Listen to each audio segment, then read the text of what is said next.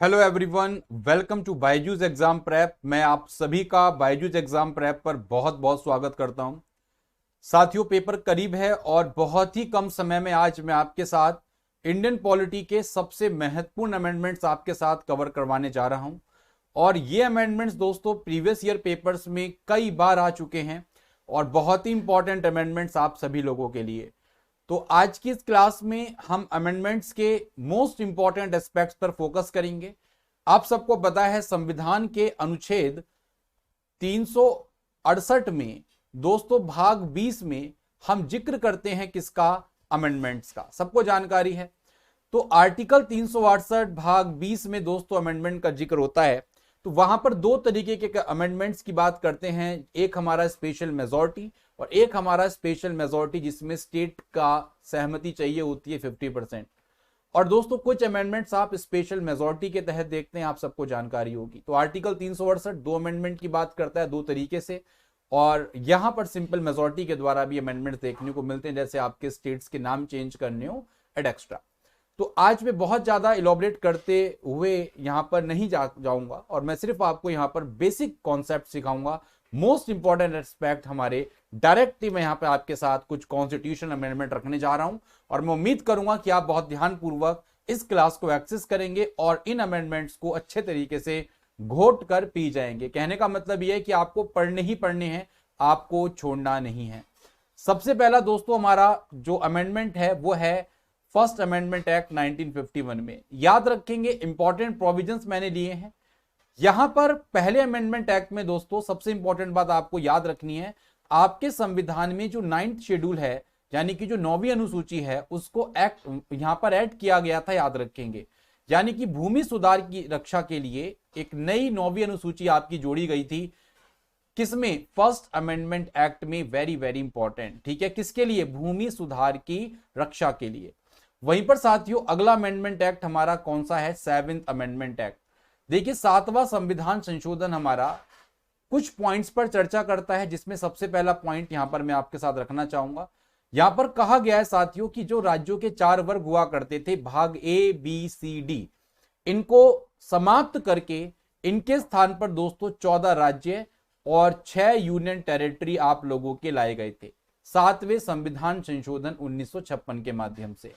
दूसरा इंपॉर्टेंट बात दोस्तों, आज आप देखते होंगे कि हमारे यहां पर 28 राज्य हैं और 8 केंद्र शासित प्रदेश हैं, लेकिन हाई कोर्ट के नंबर 25 हैं। ऐसा क्यों, ऐसा है 7वें संविधान संशोधन के द्वारा। यहां पर दोस्तों कॉमन हाई कोर्ट की बात की गई है, यानी कि एक या दो से ज्यादा राज्य या 2 राज्य या दोस्तों कोई राज्य व केंद्र शासित प्रदेश, इनका एक कॉमन हाई कोर्ट हो सकता है, इनका एक कॉमन हाई कोर्ट हो सकता है। और ये हमने कहां से पढ़ा, ये आता है दोस्तों 7वें संविधान संशोधन 1956 से, ये बात ध्यान रखिएगा। वहीं पर 7वें संविधान संशोधन में दोस्तों हम आर्टिकल 350 को भी देखते हैं। 350 ए वेरी वेरी इंपॉर्टेंट, और इसमें किस चीज की चर्चा की गई है देखते हैं। यहां पर दोस्तों बात की गई है जो भाषाई अल्पसंख्यक समूह होते हैं उनसे संबंधित जो बच्चे हैं, उनका जो प्राइमरी लेवल है उस पर ये मातृभाषा में उनको शिक्षा के लिए सुविधाओं की बात की गई है। यहां पर दोस्तों फैसिलिटीज की बात की गई है, किस चीज की, इंस्ट्रक्शन दिया गया है किस चीज के लिए, कि जो हमारे बच्चे लिंग्विस्टिक माइनॉरिटी ग्रुप से बिलोंग करते हैं, भाषाई अल्पसंख्यक समूह से बिलोंग करते हैं, उनके प्राइमरी स्तर पर दोस्तों मातृभाषा में उनके लिए शिक्षा की सुविधा उपलब्ध करवाई जाए। और राष्ट्रपति दोस्तों किसी भी राज्य को इस तरह के निर्देश जारी कर सकता है जैसे वह इसी सुविधाओं के प्रावधान को सुरक्षित करने के लिए आवश्यक या उचित मानते हैं। यानी कि लिंग्विस्टिक जो हमारे माइनॉरिटी ग्रुप्स के बच्चे हैं उनके प्राइमरी लेवल पर साथियों, प्राइमरी स्टेज पर मदर टंग में, मातृभाषा में शिक्षा की सुविधाओं की बात की गई है। और राष्ट्रपति से कहा गया है कि आप ऐसे निर्देश राज्य को जारी करेंगे, आपके पास ये जारी करने की पावर है, और ऐसी सुविधाओं के प्रावधानों को आपको सुरक्षित करने के लिए आवश्यक या उचित उपाय आपको करने पड़ेंगे। ये राष्ट्रपति को यहाँ पर दिशा निर्देश दिया गया है। तो आर्टिकल 350A की पुष्टि भी दोस्तों हमारी 7वें संविधान संशोधन के द्वारा होती है। वहीं पर साथियों एक हमारा आर्टिकल आता है आर्टिकल 350B, और इसमें साफ साफ कहा गया है कि जो लिंग्विस्टिक माइनॉरिटीज हैं यानी कि जो भाषाई अल्पसंख्यक हैं उनके लिए विशेष अधिकारी का प्रावधान कौन से आर्टिकल में आता है, 350 बी में आता है। कौन से संविधान संशोधन से? 7th कॉन्स्टिट्यूशन अमेंडमेंट के द्वारा। यहां पर यह कहा गया है कि राष्ट्रपति द्वारा नियुक्त किए जाने वाले भाषाई अल्पसंख्यकों के लिए एक विशेष अधिकारी होगा। बात समझ में आ रही है? और साथियों, it shall be the duty of special officer, यहां पर जो विशेष अधिकारी बनाया जा रहा है उसका एक कर्तव्य है। क्या कर्तव्य होगा? कि वो इन्वेस्टिगेट करेगा किन मैटर्स को, किन मैटर्स की बात कर रहे हैं, यानी कि साथियों यहां पर लिंग्विस्टिक माइनॉरिटीज जो हैं, जो भाषाई अल्पसंख्यक हैं, उनके लिए जो प्रदान किए जाने वाले सुरक्षा उपाय हैं उनसे संबंधित सभी मामलों की जांच करेगा कौन? Special officer. तो एक तरीके से भाषाई अल्पसंख्यकों के लिए यहां पर दोस्तों आपको स्पेशल प्रोविजन 7वें संविधान संशोधन के द्वारा देखने को मिला। और यहां पर यह अधिकारी राष्ट्रपति को रिपोर्ट करेगा और ये इसका कर्तव्य होगा, याद रखें। यह है दोस्तों आपका 7वां संविधान संशोधन। अब आता है 8वां संविधान संशोधन। साथियों 8वां संविधान संशोधन क्या था देख लीजिएगा।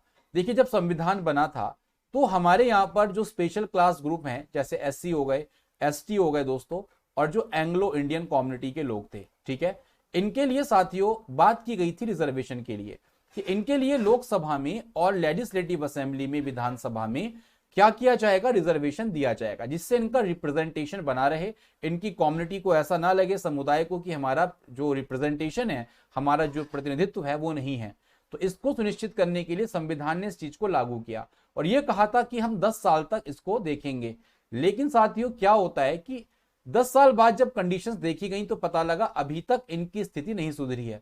एससी एसटी एंग्लो इंडियन की स्थिति सुधरने की बात की गई थी, लेकिन ये सही सुधरी। उसमें क्या किया गया? हर 10 साल में दोस्तों आपको एक अमेंडमेंट आता हुआ दिखेगा। तो यहां पर 8वां अमेंडमेंट एक्ट आया 1960, राइट। जब ये एक्ट आया देखा कि कंडीशन सही नहीं है, अब इसको दोस्तों आने वाले 10 साल के लिए फिर दोबारा से रख दिया। तो ये 1970 तक हो गया, याद रखेंगे। अब 1970 में फिर दोबारा देखा गया उस दरमियान, तो पता लगा अभी भी कंडीशन सही नहीं है। अब दोस्तों किया गया 23वां संविधान संशोधन। दोबारा से नोट करें, 8वां किया गया, फिर किया गया 23वां संविधान संशोधन। इस बार फिर 10 साल के लिए बढ़ा दिया गया, क्योंकि कंडीशन अभी भी सही नहीं थी। अब साथियों ये कर दिया गया 1980 तक। अब देखेंगे कि 1980 में कैसी दशा है। अगर सही हुई तो हम रिजर्वेशन समाप्त कर देंगे, नहीं हुई तो हम क्या करेंगे? उसको आगे बढ़ाएंगे। बस दोस्तों फिर क्या होता है आप सबको पता होगा, फिर दोबारा से 1980 का दौर आता है, फिर होता है 45वां अमेंडमेंट। और साथियों 45वां, देखो 8वां हुआ, 23वां हुआ, अब हुआ 45वां। और जैसे ही 45वां अमेंडमेंट हुआ उसमें देखा कि अभी भी कंडीशन सही नहीं है। अब इसको दोस्तों कर दिया गया 1990 तक। आप देख रहे हो हर 10 साल में दोस्तों आपके स्पेशल यहां पर रिजर्वेशन को एक्सटेंड करते रहेंगे। फिर आएगा साथियों आपका 62वां। समझ रहे हैं? एक साथ में एक ही आपको उसमें मैं कई सारे अमेंडमेंट बता रहा हूं। 8वां हुआ, 23वां हुआ, 45वां हुआ, 62वां हुआ। इसमें कर दिया गया दोस्तों 2000 तक कंडीशन देखेंगे। ऐसा करते गए साथियों, फिर अब 79 आया। 79 में कह दिएगा 2010 में करेंगे। बात समझ रहे हैं? और फिर साथियों आपको देखने को मिलता है संविधान का हमारा काफी लेटेस्ट अमेंडमेंट 104वां संविधान संशोधन। इसमें क्या किया गया? 104वें संविधान संशोधन में यहां पर एससी और एसटी के लिए तो रिजर्वेशन आने वाले सालों 10 साल के लिए कर दिया गया, लेकिन यहां पर साथियों याद रखेंगे एंग्लो इंडियन कम्युनिटी, यानी कि जो एंग्लो इंडियन समुदाय हुआ करता था, उसकी सीट्स को लोकसभा और स्टेट असेंबली में जो रिजर्व सीट रहा करती थी, जिस पर लोकसभा में राष्ट्रपति साहब नॉमिनेट किया करते थे और राज्य विधानसभा में आपके राज्यपाल नॉमिनेट किया करते थे, इसको दोस्तों समाप्त कर दिया। आपको पता होगा लोकसभा में 2 सीटों पर आपके राष्ट्रपति नॉमिनेट किया करते थे एंग्लो इंडियन समुदाय के लोगों को, और स्टेट असेंबली में साथियों 1 सीट हुआ करती थी। ये आपकी फाइनली 104वें संविधान संशोधन के बाद खत्म कर दी गई। तो यहां पर सेम चीज के कई सारे अमेंडमेंट्स हर 10 साल में देखने को मिलेंगे। तो पहला दोस्तों 8वां, दूसरा 23वां, तीसरा 45वां, चौथा 62वां, 5वां 79 और 6वां 104 अमेंडमेंट एक्ट। और फिर 10 साल में दोस्तों दोबारा से देखेंगे कौन सी कंडीशन हमारी कैसी एसटी के लिए कंडीशन सही हुई है। अगर हो गई तो समाप्त कर दिया जाएगा, नहीं हुई तो दोस्तों फिर चलता रहेगा, फिर 10 साल के लिए बढ़ा दिया जाएगा। तो ये आपको याद रखने हैं। डायरेक्टली मैं समझता हूं कि आपको याद हो गए होंगे, कोई बड़ी बात नहीं है इसमें, याद करने में बहुत ज्यादा आसान है। बस एक पेपर पे लिख लेना, सारे एक साथ आपको याद हो जाएंगे, सिर्फ नंबर याद रखना। अब बात करते हैं साथियों 21वें संविधान संशोधन की। देखिए ये आया 1967 में। याद रखेंगे हमारे संविधान में ओरिजिनली 14 भाषाएं हुआ करती थी। 21वां संविधान संशोधन किया गया और इसमें हमारी संविधान की जो 8वीं अनुसूची है दोस्तों, जो 8th शेड्यूल है, इसमें आपकी 15वीं भाषा के रूप में सिंधी भाषा को शामिल किया गया। और साथियों इसी से रिलेटेड मैं आपको एक और अमेंडमेंट पढ़ा रहा हूं, डेट इज 71वां अमेंडमेंट एक्ट। और याद रखें 71वां अमेंडमेंट एक्ट ने क्या किया, अब लैंग्वेज कितनी हो गई थी हमारे भारत में, 15 लैंग्वेज थी 8वीं अनुसूची में। 71वें संविधान संशोधन के द्वारा दोस्तों फिर 1992 में 3 भाषाओं को और ऐड किया गया हमारी 8वें शेड्यूल में, 8वीं अनुसूची में। बात समझ रहे हैं? वो 3 भाषाएं कौन कौन सी हैं, इसके लिए आप ट्रिक याद रखेंगे, नमक। नमक का मतलब क्या है, न से हो गया दोस्तों आपका नेपाली, मैं से हो गया आपका दोस्तों मणिपुरी, याद रखेंगे मणिपुरी, और आपका कैसे हो गया दोस्तों आप लोगों का कोंकणी। तो याद रखें दोस्तों, नेपाली, मणिपुरी और कोंकणी, ये 3 भाषाएं दोस्तों आपके 71वें संविधान संशोधन में रखी गई। अब टोटल भाषाएं हमारी हो गई हैं 8वीं अनुसूची में 1992 तक 18 भाषाएं। फिर साथियों किया गया फाइनली 92वां संविधान संशोधन 2030 में, और इसमें 4 भाषाओं को ऐड किया गया, यानी कि 18 में अब आप 4 और ऐड कर दीजिएगा, टोटल 22 भाषाएं हमारे संविधान में देखने को मिली। इसकी ट्रिक क्या है इसको याद करने की, यहां पर दोस्तों बी का मतलब क्या हो जाएगा, बोडो, डी का मतलब क्या हो जाएगा, क्या, डोंगरी, एम का मतलब क्या हो जाएगा, मैथिली, और दोस्तों यहां पर एस का मतलब क्या हो जाएगा, सब लोगों को पता ही है, संथाली। क्या हो जाएगा दोस्तों, संथाली। तो ये 4 भाषाएं आपकी ऐड की गई। इसकी ट्रिक है बीडीएमएस। तो 92वें संविधान संशोधन के लिए आप याद रखो बीडीएमएस, और 71वें संविधान संशोधन के लिए आप याद रखो नमक, और बाकी आपको दोस्तों 21वां समझ में आ ही रहा होगा। 21वां संविधान संशोधन सिंधी लैंग्वेज को 15वीं भाषा बनाता है, ये बात ध्यान रखिएगा। तो इस समय 22 भाषाएं कौन कौन सी हैं, असमीज, बंगाली, बोडो, डोगरी, गुजराती, हिंदी, कन्नड़, कश्मीरी, कोंकणी, मैथिली, मलयालम, मणिपुरी, मराठी, नेपाली, उड़िया, पंजाबी, संस्कृत, संथाली, सिंधी, तमिल, तेलुगु और उर्दू। ये दोस्तों हमारी इस समय हमारे संविधान में 8वीं अनुसूची में आपको ये 22 भाषाएं देखने को मिलेंगी। बात क्लियर है? तो इससे रिलेटेड हमारे कितने संविधान संशोधन हुए साथियों, एक 21वां और एक 71वां, दोनों को जोड़ोगे कितना हो जाएगा दोस्तों, 92वां। बोलो बात समझ में नहीं समझ में आई? तो याद करने की जरूरत है, 21वां याद रखो, 21 तो याद रह गई, 21 में 71 जोड़ दो तो आपका 92। तो 3 संविधान संशोधन आप लोगों के संबंधित हैं दोस्तों आपके 8 शेड्यूल से, जो बार बार पेपर में पूछे जाते हैं, ये बात ध्यान रखिएगा। 71वें से कितनी ऐड की गई, 3, 21वें से 1, और 92वें से 4 भाषाएं। 71वें की ट्रिक क्या है, नमक, 92वें की ट्रिक क्या है, बीडीएमएस। ठीक है, बात क्लियर है? आगे बढ़ते हैं साथियों। 24वां संविधान संशोधन 1971 बहुत इंपॉर्टेंट है। यहां पर यह किया गया, देखिए केशवानंद भारती केस बहुत इंपॉर्टेंट केस आप जानते ही हैं, और इसको चैलेंज भी किया गया था कि यहां पर यह कहा था कि संसद को अधिकार दिया गया था कि मूल अधिकार के साथ संविधान के किसी भी भाग को संशोधित कर सकती है। लेकिन आज के दौर में दोस्तों आपको पता ही है ये रूल चेंज क्या है, आज basic structure of the constitution, संविधान की जो मूल ढांचा है उसको छोड़कर आप कुछ भी परिवर्तित कर सकते हैं। हालांकि इसको अमेंड किया गया एक तरीके से, इसमें कुछ परिवर्तन केसेस के द्वारा किए गए हैं, आपको पता ही होगा। और दूसरा सबसे इंपॉर्टेंट साथियों यह है कि जितने भी संविधान संशोधन बिल आएंगे, जितने भी दोस्तों संविधान संशोधन बिल होंगे जो संविधान में संशोधन कर रहे होंगे, उसके लिए जैसे मान लीजिए बिल आपका लोकसभा से पास हुआ, फिर राज्यसभा से पास हुआ, अब राष्ट्रपति के पास जाएगा, तो यहां पर राष्ट्रपति के लिए कंपलसरी कर दिया गया कि आपके पास जितने भी संविधान संशोधन के विधेयक जाएंगे, आपको इस पर अपने हस्ताक्षर करने ही पड़ेंगे, आपको अपनी स्वीकृति देनी ही पड़ेगी। ये किस में आता है साथियों, 24वें संविधान संशोधन में आता है। तो 24वें संविधान संशोधन में कॉन्स्टिट्यूशनल अमेंडमेंट्स बिल्स में राष्ट्रपति के पास आपको कोई भी एक तरीके से बोल सकते हैं कि साइन इनको करने ही पड़ेंगे, लेकिन साइन तो इनके जरूरी है, तभी जाके दोस्तों कोई बिल एक्ट बनता है।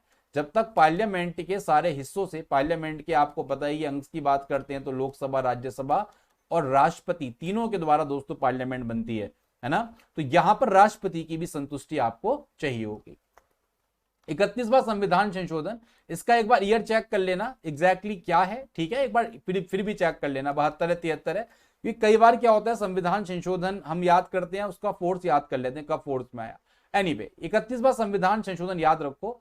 यहां पर दोस्तों लोकसभा की संख्या आपकी 525 से 545 तक बढ़ाई गई थी 31वें संविधान संशोधन में। फिर आता है साथियों 41वां संविधान संशोधन 1976। देखिए यहां पर क्या किया गया था, जो हमारे राज्य लोक सेवा आयोग के अध्यक्ष हुआ करते थे और जो सदस्य हुआ करते थे, इनकी जो एज है साथियों, उसकी एज क्या कर दी गई, 60 से 62 कर दी गई थी, राइट। और जो ज्वाइंट पब्लिक सर्विस कमीशन के सदस्य और चेयरमैन है, ज्वाइंट पब्लिक सर्विस कमीशन आपका क्या होता है, संयुक्त लोक सेवा आयोग, तो इसके भी सदस्य और चेयरमैन की एज जो कर दी गई वो 60 से दोस्तों क्या कर दी गई है, 62 साल आप लोगों को देखने को मिलेगी। फिर आता है साथियों 42वां संविधान संशोधन। आपको पता है सबसे कॉम्प्रिहेंसिव कॉन्स्टिट्यूशन अमेंडमेंट एक्ट है और यहां पर इसको मिनी कॉन्स्टिट्यूशन के नाम से भी जाना जाता है। और इंदिरा गांधी जी की सरकार में दोस्तों आपको पता है, इससे पहले 1975 में देश में आपातकाल लगा था, उसके बाद ये संविधान संशोधन किया गया था। तो इसमें कुछ पॉजिटिव काम भी होते हैं, उसमें कुछ निगेटिव काम भी होते हैं। और इंदिरा गांधी जी की दोस्तों आपको पता है, यहां पर थोड़ा सा इंदिरा गांधी जी के साथ लोग खफा होते हैं इस संविधान संशोधन के बाद, क्योंकि कुछ हिटलरशाही यहां पर देखने को मिली थी इंदिरा गांधी जी की। तो आप मुझे जरा बताएं, कोई 3 इंपॉर्टेंट मुझे प्रोविजन 42वें संविधान संशोधन के बता दीजिएगा। मैंने आप लोगों को 100 इसेंशियल टॉपिक में ये कंप्लीट पढ़ाया था, आपको याद होगा। जल्दी से बताएं, 2 मिनट के अंतर का सभी लोग बताएं जल्दी से।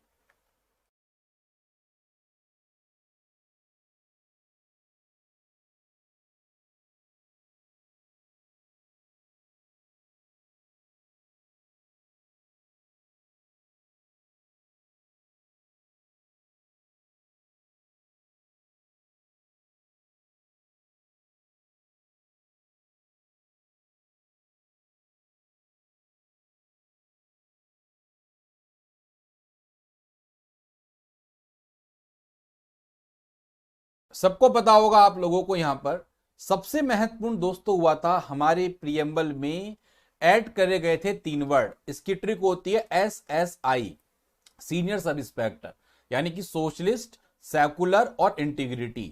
क्या वर्ड ऐड किए गए थे हमारी प्रस्तावना में, समाजवादी, धर्मनिरपेक्ष और अखंडता।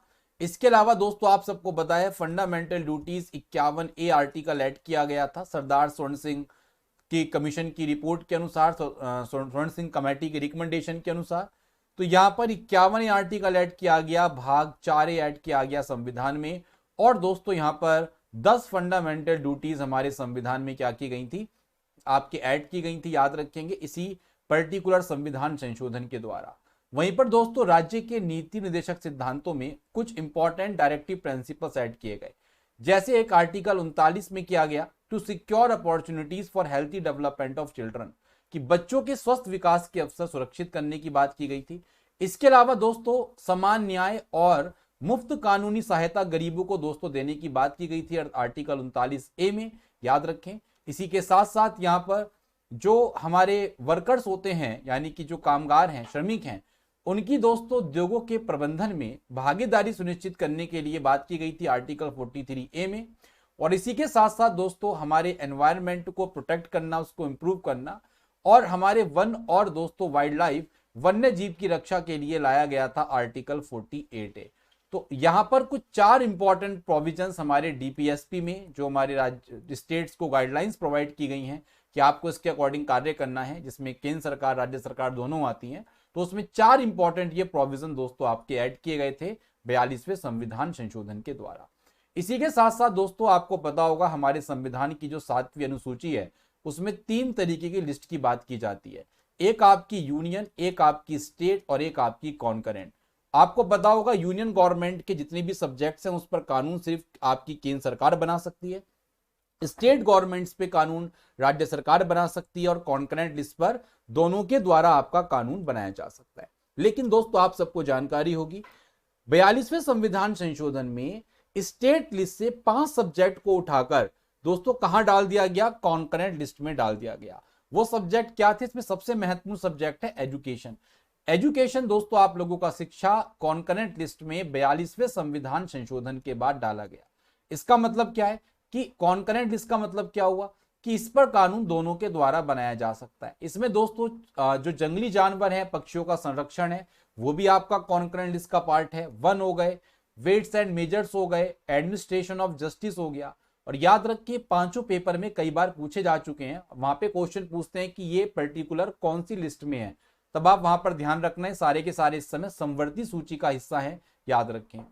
इसके अलावा दोस्तों कुछ पार्लियामेंट से संबंधित आपको चेंजेस देखने को मिले, ये बहुत खतरनाक थे।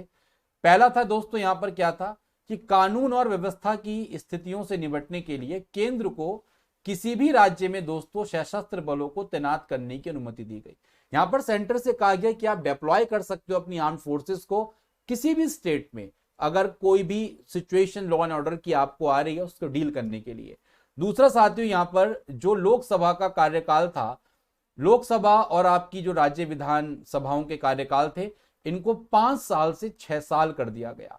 और सबसे महत्वपूर्ण दोस्तों, कैबिनेट की सलाह से राष्ट्रपति को बाध्य कर दिया गया। इनफैक्ट राष्ट्रपति दोस्तों रिकंसिडरेशन के लिए, जैसे आपको वीटो पावर पता होगी कि दोबारा से कोई बिल भेज दिया जाए कि रिकंसिडर कर लो, वो भी पावर यहां पर छीन ली गई थी। कैबिनेट की सलाह से राष्ट्रपति को बाध्य कर देगा कि कैबिनेट जो भी सलाह देगी राष्ट्रपति बाध्य होंगे।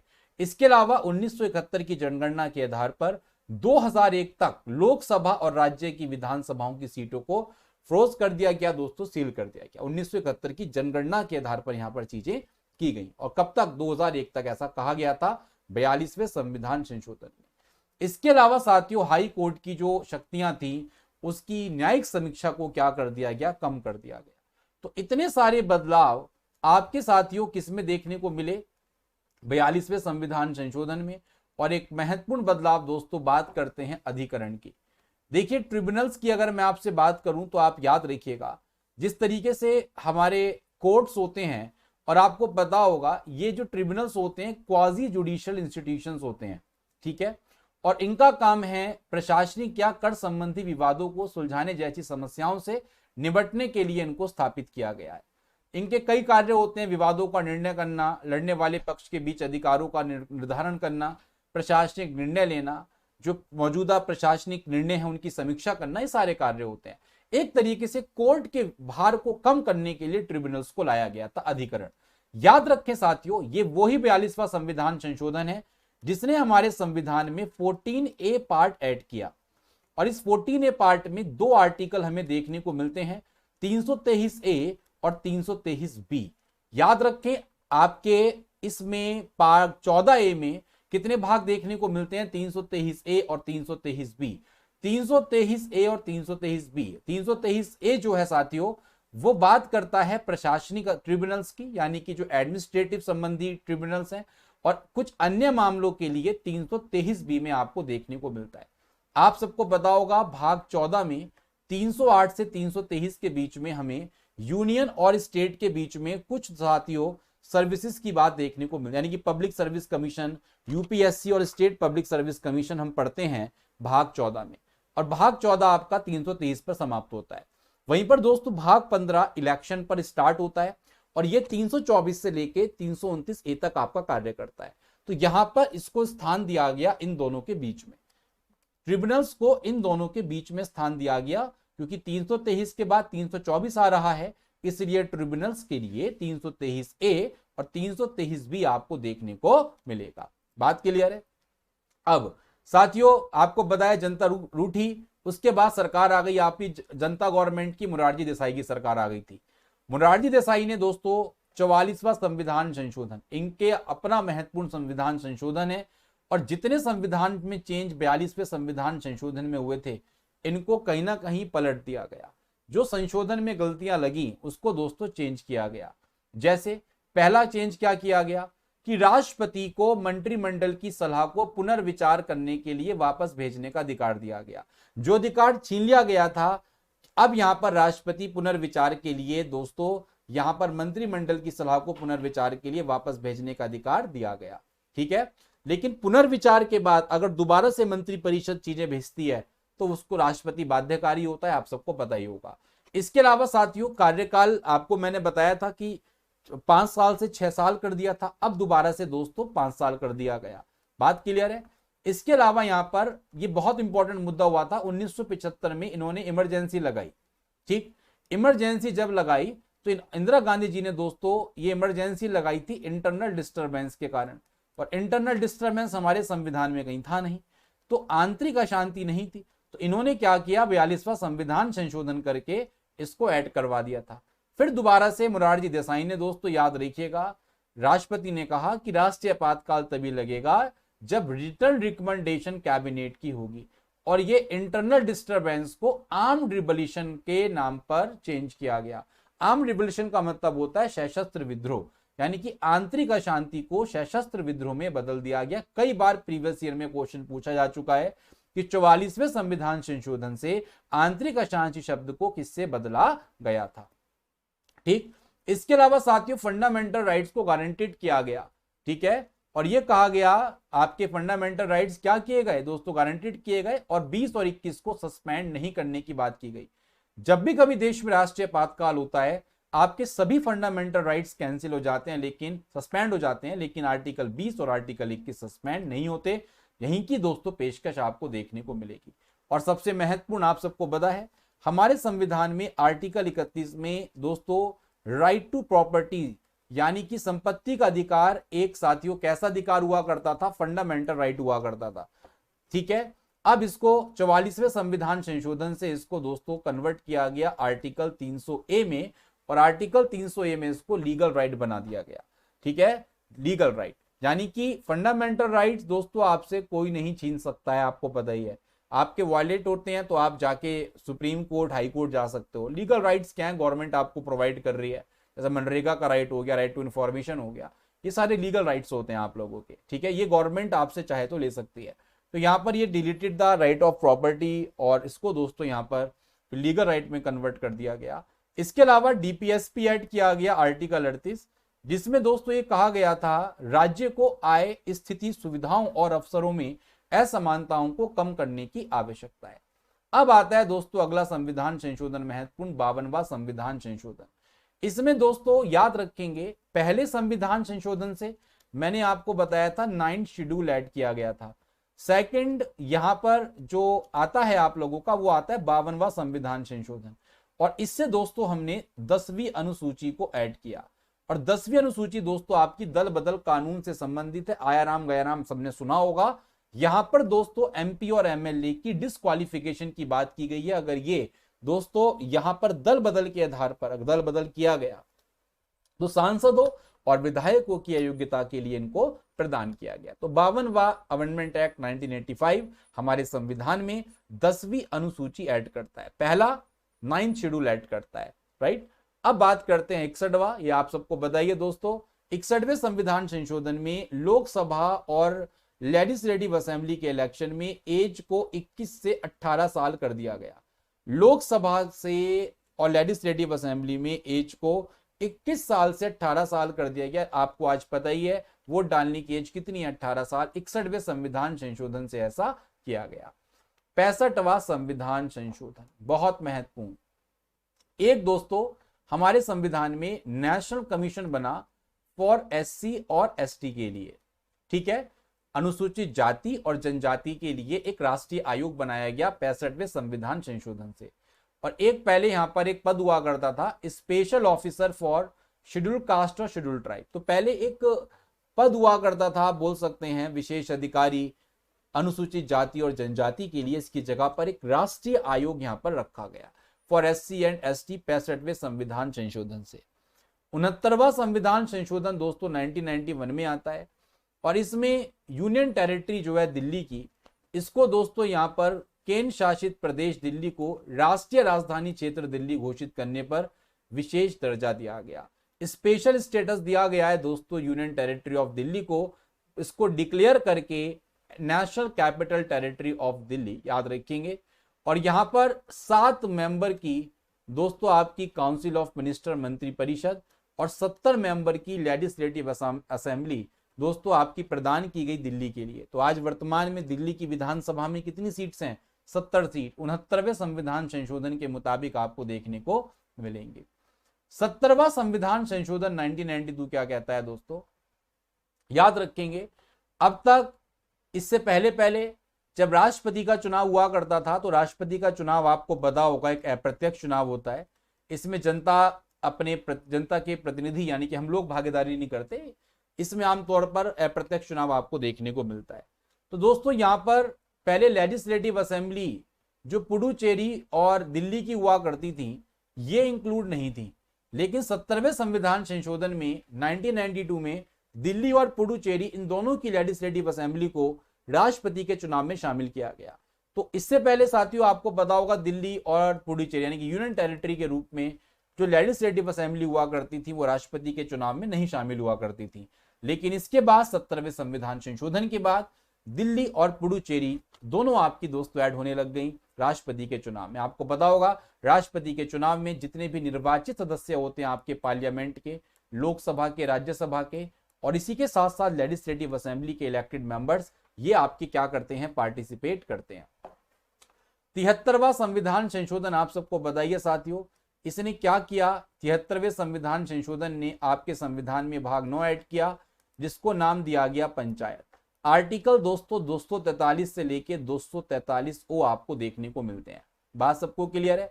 और याद रखें इसी के साथ साथ एक 11वीं अनुसूची भी ऐड की गई आपके संविधान में 73वें संविधान संशोधन के द्वारा, और इस 11वीं अनुसूची में पंचायत के 29 कार्यों का जिक्र देखने को मिलता है। ठीक है, इस 11वें शेड्यूल में पंचायत के 29 फंक्शन देखने को मिलते हैं। इसी तरीके से दोस्तों अगला ऐड किया गया भाग 9A।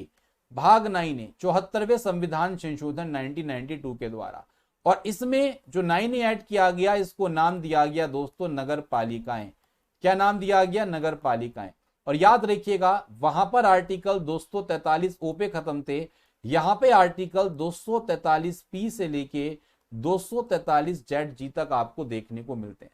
और इसी भाग 9 को तो ऐड ही किया गया, नगर पालिकाएं ऐड की गई। इसी के साथ साथ हमारे संविधान में 12वां शेड्यूल भी ऐड किया गया। अब 12वां शेड्यूल दोस्तों बात करता है नगर पालिकाओं के 18 आइटम्स की, 18 फंक्शनल आइटम्स की बात करता है 74वां संविधान संशोधन। समझ में आ गया 8 से 12 शेड्यूल कैसे हो रहे हैं, समझ में आ रहे हैं।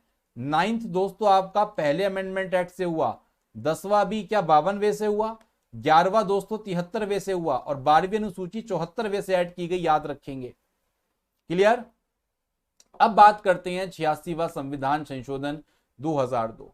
दोस्तों सबको जानकारी है आर्टिकल 21 में, आर्टिकल 21 से यानी कि यहां पर फंडामेंटल राइट्स में आप लोगों का राइट टू एजुकेशन, शिक्षा का अधिकार दोस्तों आपको प्रोवाइड किया गया। कई बार मैंने क्लासेस में आपको ट्रिक बताई है कि जो 86वां संविधान संशोधन है या शिक्षा का जो अधिकार है ये 3 जगह आपको संविधान में देखने को मिलता है। पहला फंडामेंटल राइट्स में, दूसरा फंडामेंटल ड्यूटीज में, और तीसरा डीपीएसपी में। तो 21A आर्टिकल में दोस्तों राज्य से कहा गया है कि भैया 6 से 14 साल के बच्चों की मुफ्त और अनिवार्य शिक्षा प्रदान करेगा। बात समझ में आ रही है।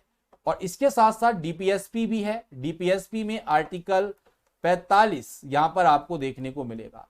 और आर्टिकल 45 की विषय वस्तु को राज्य को 6 वर्ष की आयु पूरी करने तक सभी बच्चों के लिए बचपन की देखभाल और शिक्षा प्रदान करने के लिए आवश्यकता के द्वारा बदल दिया गया था। ठीक है, पहले ये बच्चों की देखभाल और शिक्षा प्रदान करने के लिए था, और जब तक कि वो 14 वर्ष की आयु पूरी नहीं करते। इसका सब्जेक्ट मैटर आपका डीपीएसपी में आर्टिकल 45 86वें संविधान संशोधन की पेशकश है, याद रखेंगे। और फंडामेंटल ड्यूटीज में स्टार्टिंग में अभी मैंने आपको बताया कि 42वें संविधान संशोधन से 10 फंडामेंटल ड्यूटीज ऐड की गई थी। और साथियों जो 11वीं फंडामेंटल ड्यूटीज ऐड की गई है वो आप लोगों की किससे की गई है, आपके 86वें संविधान संशोधन से की गई है। ठीक है, इसमें कहा गया कि भारत के प्रत्येक नागरिक का यह कर्तव्य होना चाहिए कि 6 से 14 आयु के बीच अपने बच्चे, पेरेंट्स को बोला गया है या वार्ड को शिक्षा के अवसर प्रदान करने के लिए माता पिता विभाग को यह बात बोली गई है। और तीनों में चाहे आर्टिकल 45 हो, चाहे आर्टिकल 21A हो, चाहे आपका 51A के अंतर्गत 11वीं फंडामेंटल ड्यूटीज हो, सब में दोस्तों शिक्षा की बात की गई है। ठीक, अब साथियों आता है 89वां अमेंडमेंट एक्ट 89। देखो अभी हमारा नेशनल कमीशन था शेड्यूल ट्राइब के लिए और शेड्यूल कास्ट के लिए। ठीक है, इस वाले संविधान संशोधन के बाद इन दोनों कमीशन को एसटी और एसटी के कमीशंस को बाइफरकेट कर दिया गया, अलग कर दिया गया। तो 89वें संविधान संशोधन के बाद एक बनाया गया एनसीएससी और एक बनाया गया एनसीएसटी। ऑलरेडी 100 इसेंशियल टॉपिक में सब कुछ मैं आपको पढ़ा चुका हूं। तो आर्टिकल 338 दिया गया national commission for schedule caste को, यानी कि अनुसूचित जाति के लिए राष्ट्रीय आयोग को आर्टिकल 338 दिया गया, और राष्ट्रीय अनुसूचित जनजाति के लिए दोस्तों जो अनुच्छेद दिया गया वो दिया गया आर्टिकल 338 ए। तो यहां पर एक आयोग का, जो आयोग मैंने भी थोड़ी देर पहले आपको पढ़ाया, उसका बाइफरकेशन आपको 89वें संविधान संशोधन में देखने को मिलता है। नेक्स्ट है साथियों आपका 91वां संविधान संशोधन, बहुत इंपॉर्टेंट है। सबसे पहले याद रखो, हमारी जो काउंसिल ऑफ मिनिस्टर होती है, मंत्री परिषद, चाहे वो दोस्तों असेंबली की हो चाहे वो लोकसभा की हो, याद रखें काउंसिल ऑफ मिनिस्टर में 91वें संविधान संशोधन के द्वारा ये बोला गया कि जो मंत्री परिषद होगी, अगर वो केंद्र में है तो लोकसभा के 15%, जो लोकसभा की स्ट्रेंथ है उसका 15% से ज्यादा नहीं होगी, यानी कि 540 का 15% लगा लो, उससे ज्यादा आपके मंत्री परिषद में मंत्री नहीं होंगे। सेम कहानी लेजिस्लेटिव असेंबली में दोस्तों विधानसभा में की गई कि विधानसभा के टोटल सदस्यों का 15% ही आप लोगों का मैक्सिमम राज्य में मंत्री परिषद आपकी देखने को मिलेगी। बात समझ में आ रही, नहीं समझ में आ रही? इसमें इंक्लूड की बात की गई थी प्रधानमंत्री को, और यहां पर इंक्लूड की बात की गई थी चीफ मिनिस्टर को। टोटल नंबर ऑफ मिनिस्टर्स में 15% से ज्यादा नहीं हो सकते, ठीक है। लेकिन राज्य में एक चीज थी कि 12 से कम भी नहीं होने चाहिए, क्योंकि कुछ राज्य बहुत छोटे हैं, वहां पर कम सीट्स हैं, तो 12 से कम भी ना हो, याद रखें 12 से कम बिल्कुल भी नहीं होंगे, ये बात ध्यान रखिएगा। ठीक, बात क्लियर है सबको, कोई दिक्कत तो नहीं? ओके, तो ये वाला आर्टिकल कौन सा है? ये वाला आर्टिकल है आर्टिकल 75 सब क्लॉज 1A, और ये वाला आर्टिकल है 164 फर्स्ट ए, जिसमें अगर हम विधानसभा की बात करेंगे तो आर्टिकल 164 1A, और अगर हम लोकसभा की बात करेंगे तो आर्टिकल 75 1A आपको देखने को मिलेगा। और यहीं पर दोस्तों दल बदल विरोधी में यहां पर बोला गया कि मेंबर ऑफ पार्लियामेंट किसी भी सदन का जिसको डिस्क्वालीफाई किया गया है डिफेक्शन के आधार पर, उसको दोस्तों shall also be disqualified to be appointed as minister, उसको दोस्तों मंत्री के रूप में भी नियुक्त करने के लिए अयोग्य साबित किया जाता है। अगर कोई व्यक्ति दल बदल में पकड़ा गया तो दोस्तों दल बदल में अगर वो दोषी है तो वो मंत्री बनने के लिए भी लायक नहीं है, उसको इस राउंड पर दोस्तों मंत्री के रूप में नियुक्त नहीं करने की बात करता है आप लोगों का 91वां संविधान संशोधन। बोलिए बात समझ में आई? सेम कहानी दोस्तों लेजिस्लेटिव असेंबली के भी मेंबर की आपको देखने को मिलेगी, ये बात ध्यान रखिएगा। ये आर्टिकल 75 1B में है, बात समझ में आ रही है? ये 75 1A में है, और इसी तरीके से दोस्तों ये 164 आप लोगों का 1B में आपको देखने को मिलेगा। अगर 15% मिनिस्टर्स की बात की जाए तो 164A 1A, और अगर डिफेक्शन के आधार पर मंत्री ना बनने की बात की जाए तो 164B, और अगर लोकसभा के लेवल पर देखा जाए तो आप लोगों का 75 1A और 75 1B किस में? डिफेक्शन में, और 75 1A आप लोगों का दोस्तों किस में होगा? ये 15% मिनिस्टर की बात करता है। तो 91 में दो बात की गई, एक तो 15% स्ट्रेंथ की और डिफेक्शन के आधार पर मंत्री ना बनने की, दो बात आपको 91वें संविधान संशोधन में याद रखनी है। क्लियर बात? अब आता है 97वां संविधान संशोधन। दोस्तों देखो बहुत आसान है, अभी हमने भाग 9 पढ़ा पंचायत, जिसमें 243 से लेके 243O, फिर हमने भाग 9A पढ़ा 243P से लेके 243ZG। इसी तरीके से ये 73वें संविधान संशोधन से 74वें। अब आता है 97वां संविधान संशोधन।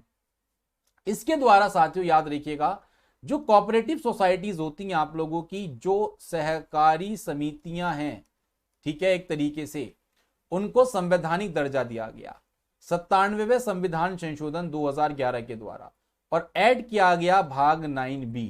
और ये कहां से कहां तक होगा? जब दोस्तों 243P से ZG तक है तो ये 243ZH से लेकर 243ZT तक आपको देखने को मिलेगा, ठीक। और ये कोऑपरेटिव सोसाइटी हमें देखने को मिलता है।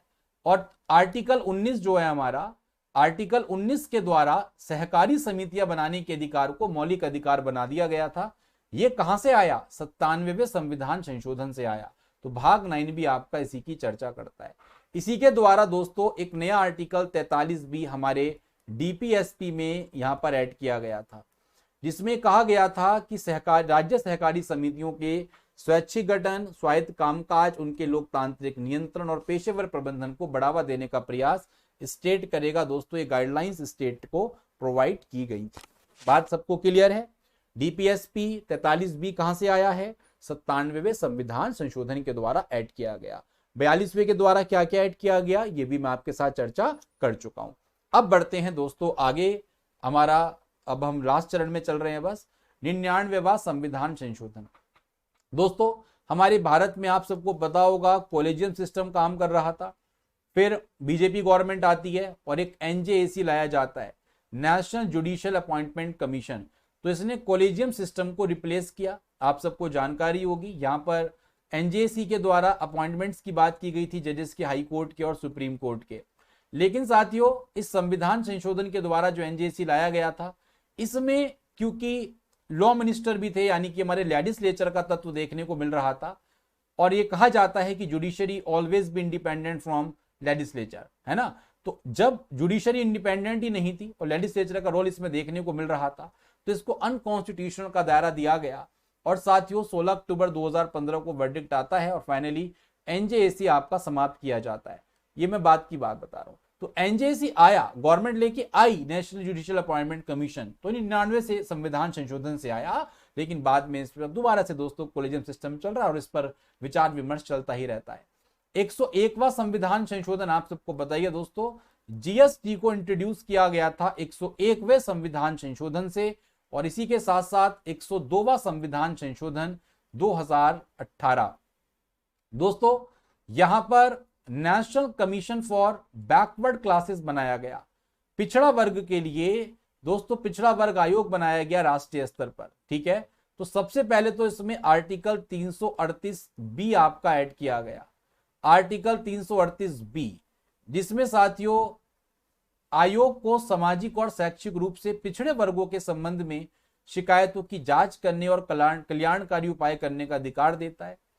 और एक आर्टिकल इसमें 102 में आपका आया था 342A, ये दोस्तों प्रेसिडेंट को एम्पावर करता है to specify socially and educationally backward classes in various state and UTs. राष्ट्रपति को विभिन्न राज्यों और केंद्र शासित प्रदेश में सामाजिक और शैक्षिक रूप से पिछड़े वर्गों को निर्दिष्ट करने का अधिकार देना। बोलिए बात समझ में नहीं समझ में? तो यहां पर NCBC national commission for backward classes आपका चर्चा में रहता है, इस बात को ध्यान रखेंगे। अगला दोस्तों आपका आता है 103वां संविधान संशोधन। आप सबको पता है इकोनॉमिकल वीकर सेक्शन दोस्तों क्लास के लिए 10% मैक्सिमम रिजर्वेशन देने की बात की गई थी, यह आप सबको पता होगा, ठीक है। और ये दोस्तों हमारे अनुच्छेद 15 का खंड 4 और 5 में उल्लेखित वर्गों के अलावा अन्य वर्ग के नागरिकों के आर्थिक रूप से कमजोर होने के लिए ये इसको दिया गया था। बोलिए बात सबको समझ में आ रही नहीं समझ में आ रही? तो साथियों ये कुछ इंपॉर्टेंट अमेंडमेंट्स थे जिसकी चर्चा मैंने आपके साथ की है, और मैं उम्मीद करूंगा कि इसको जितने कम समय में मैंने आपको बताया है इसको एक बार रिवाइज जरूर कर लेंगे, बहुत इंपॉर्टेंट है, ठीक है। खासकर जो मैंने आपको एक्सटेंशन बताया है SC ST और एंग्लो इंडियन का रिजर्वेशन का जो एक्सटेंड होता रहा है 10 साल, वो एक साथ याद करेंगे, भाषा एक साथ याद करेंगे, बात समझ रहे हैं। भाग 73वां 74वां 97वां संविधान संशोधन एक साथ याद करेंगे, 101 GST 103 102 एक साथ याद करेंगे। तो मैं उम्मीद करता हूं कि आपको कोई दिक्कत यहां पर नहीं होगी। दोस्तों इस सेशन को जरूर एक्सेस करें, और ये मैंने शॉर्ट में सेशन लिया है, कभी इस पर पूरी विस्तृत चर्चा करेंगे, अभी आपके पेपर को ध्यान में रखते हुए एक शॉर्ट ग्लिम्स में आपका पूरा सेशन लिया है। दोस्तों नेक्स्ट जो आपकी क्लास होगी याद रखिएगा, उस नेक्स्ट क्लास में मैं आपके साथ डिस्कस करने जा रहा हूं एक बहुत ही इंपॉर्टेंट टॉपिक।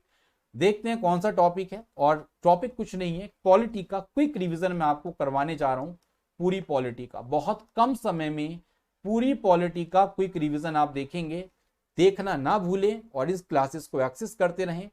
आपके साथ 100 इसेंशियल टॉपिक की सीरीज चल रही है यूट्यूब पर। दोस्तों इस सीरीज को बहुत अच्छे तरीके से देखने की कोशिश करें। चलिएगा, थैंक यू सो मच। मैं उम्मीद करता हूं दोस्तों आपको यहां पर चीजें समझ आ गई होंगी। कोई भी दिक्कत हो आप कमेंट सेक्शन में पूछ सकते हैं। याद रखें, धन्यवाद, thank you so much guys, thank you.